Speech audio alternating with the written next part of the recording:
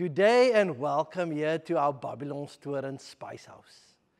Today I want to speak about an ingredient I'm sure we've all come across in our kitchens. There's a little bite missing within that food that we enjoy eating.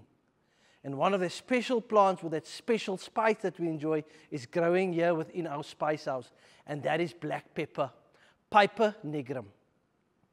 I call the Piper nigrum actually a little bit like the habits of a weed, because we plant it in one place and it ends up in a total different space.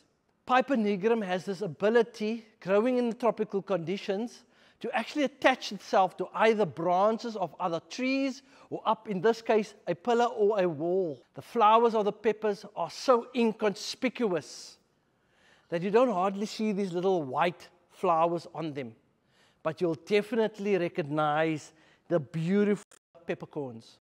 From this very light green, they will go dark green in color, and for a few weeks, they will go till a reddish color.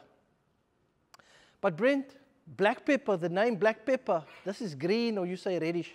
So how we get the black pepper is, different people use different methods. Some of them dry them as is, and the skin, the outer layer goes black.